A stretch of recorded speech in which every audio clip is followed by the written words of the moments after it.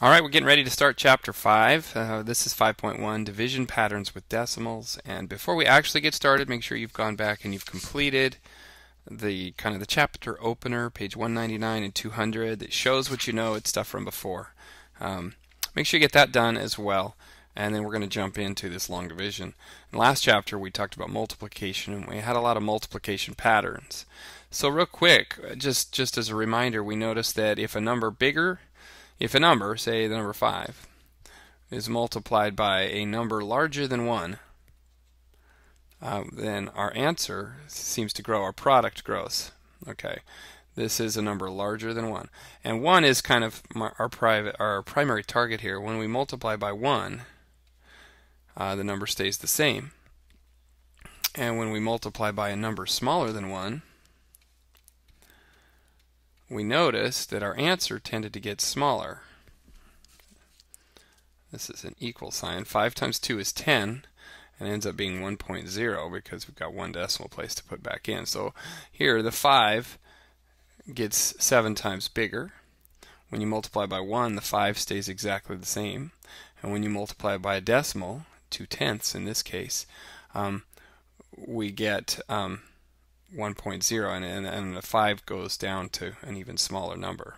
All right, does that kind of make sense? That we have big numbers, we grow when we multiply by big numbers, we stay the same when we multiply by 1, and we get smaller when we multiply by numbers smaller than 1. And what we need to see is that with division is just backwards multiplication, and exactly the opposite happens. Say we start with 35, and we divide by 7.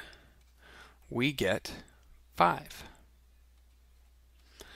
Okay, 5 times 7 is 35, so 35 divided by 7 is 5.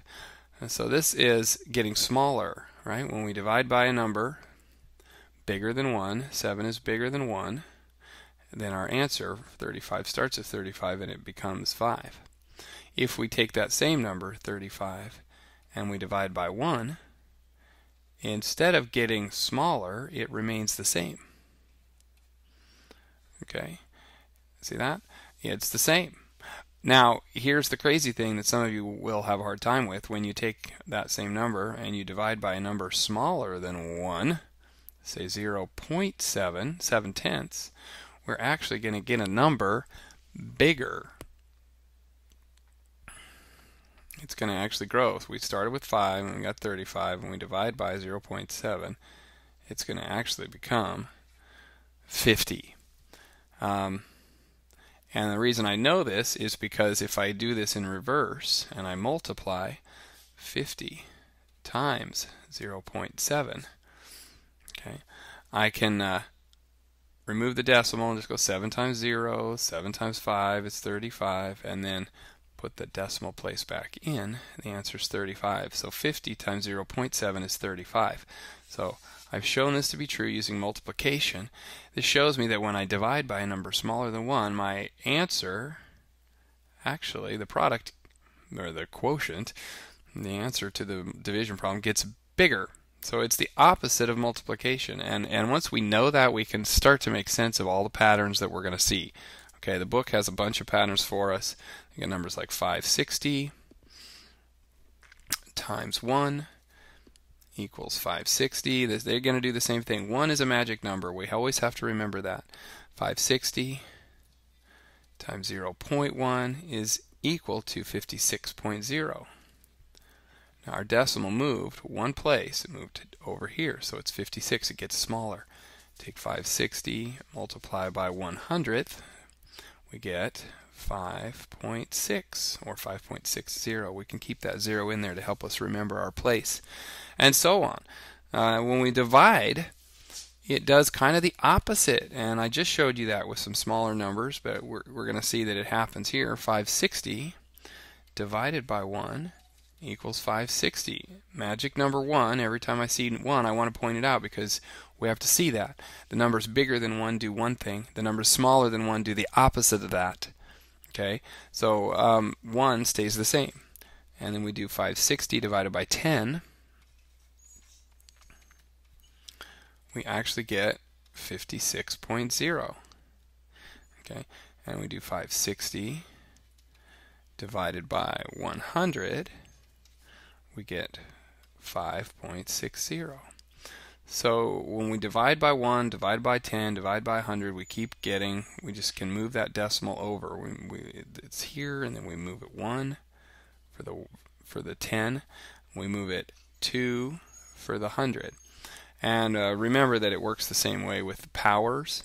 Okay, we can say 560 divided by 10 to the 0 power, which equals 1. It's just 560. Oops, not 550. Okay, 560 divided by 10 to the first power is the same as dividing by 10, and that is moving it one place, which is 56.0. This is actually easier to see how many times you move the decimal. Here you don't move it at all because it's equal to 1. Here you move it one place. It's 1 power of 10. You move the decimal one place, but you have to move it smaller when you divide. Okay, and then 560 divided by 100 is actually 10 to the second power. Here we used 100, here we're using 10 to the second power, and we move the decimal 2 places. So it starts over here at the end of 560 and moves 2 places in, so it's 5.60. We can see the pattern shaping up. And what we need to see is that 10 to the 0 is 1, 10 to the first power is 10, 10 to the second power is 2 powers of 10 equal 100. 10 times 10. It's 2 tens. So it's 2 place values. So the decimal slides 2 slots over. And you just have to be able to figure out which way it goes. And that's the big deal. Otherwise, this lesson just goes just like last chapter. And it's pretty easy because we're not multiplying by decimal factors of 1. We're going to get to that. But today we're just going to do kind of regular stuff. 12.7 divided by 1 equals what? 12.7 divided by 10 equals what? 12.7 divided by 100 equals what? Well, when we divide by 1, we know it's just 12.7. When you divide by 10, that's 1 power of 0, so the decimal moves over 1 place. When you divide by 100, it moves over 1 more place. So the decimal keeps moving, and you just have to remember that when you divide by a number bigger than 1, your quotient gets smaller. It started at 127, or 12.7, I'll make sure I can see that decimal, and it moved 2 places over when you divide by 100, because 100 is a power of 10, twice, 2 powers of 10. And if we use the similar, we use something like, say we got 32 divided by 10 to the 0, that would be 32, because 10 to the 0 is 1 power of 10. 32 divided by 10 to the first power would be 3.2. We divide by 10, it gets smaller. 32 divided by 10 to the second power, this is 2 powers of 0, or 100.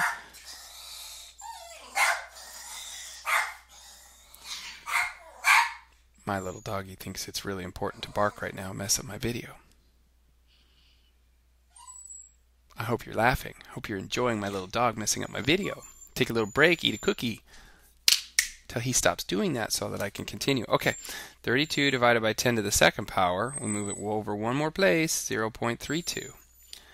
Okay, that works pretty good. That's just how it goes. Everything works that way. All right, have a great day. Enjoy your lesson.